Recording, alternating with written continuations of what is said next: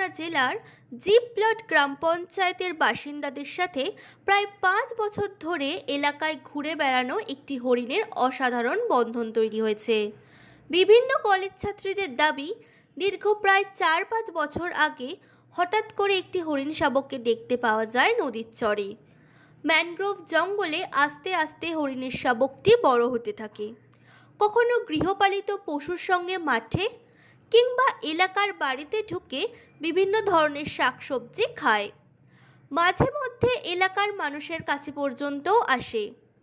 তবে এই এলাকার প্রশাসন এবং বন দপ্তরের লোকজন এলাকার মানুষকে সতর্ক করে দিয়ে যায় যেন হরিণ শাবককে কোনোরূপ ক্ষতি না করা হয়।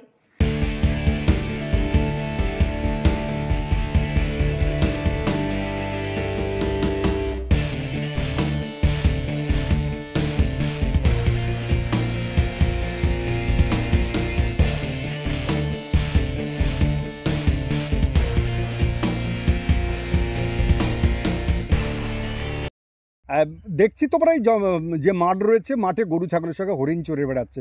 এই গ্রামের মধ্যে হরিণ এলো কি করে জানো তুমি? না, এটা তো জানি না, তবে হরিণ আসে আমাদের। আমরা প্রায় ৪-৫ বছর আগে থেকে দেখছি। হরিণটা কোথা থেকে এসছে জানি না, তো এসে এই গরু ছাগলেদের সাথে ঘুরে বেড়ায়। আমাদের সাথে অনেক ভালোবাসার পরিচয় ওই হরিণের সাথে। হরিণ এখানে ওখানে ছুটে বেড়ায়, আমরা থাকি। দূর দূরান্ত থেকে লোকজন আসে ওর ভিডিও তুলতে কিংবা ছবি তুলতে। এটা ভালো লাগে যে আমাদের সুন্দরবনে একটা হরিণ এসে দূর দূরান্ত থেকে লোকজন এসে দেখছে, এই জায়গাটাকে চিনছে আরও ভালোভাবে। এই সব এমনি ক্ষতি করে না তোমাদের? না, অতিরিক্ত ক্ষতি করে না, তবে এই গাছপালা টুকটাক খেয়ে নেয়। ওরা বেশি কিছু ক্ষতি করে না। একটাই তো হরিণ, আর তো আসে না, ওই একজনই আছে। তো পুরো ঘরে মেলামেশার মতো একদম হয়ে গেছে। গরু যেমন ছাগল গরু আমরা পালি, তো সেই রকম সেম একই ও এইরকম আমাদের গায়ের কাছে পুরো লেপটে লেপটে থাকে। তোমরা হরিণ দেখছো মাঠের মধ্যে দাঁড়িয়ে, হরিণটা গরু ছাগলের সঙ্গে চড়ে বেড়াচ্ছে। কবে থেকে দেখছো এবং কিভাবে দেখছো? এটা কি করে সম্ভব? এই ৫ বছর ৬ বছর ধরে দেখছি, অনেক দিন থেকে। যে প্রথমে অনেক ছোট ছিল, ছোট অবস্থায় এখানে এসছে।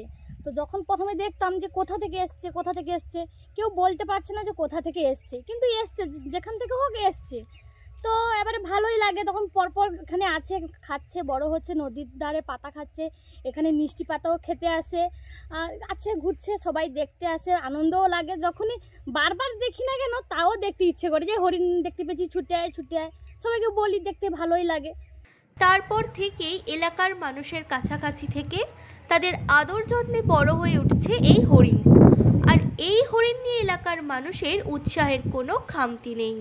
নিজস্ব সংবাদদাতা, সংবাদ শিরোনাম।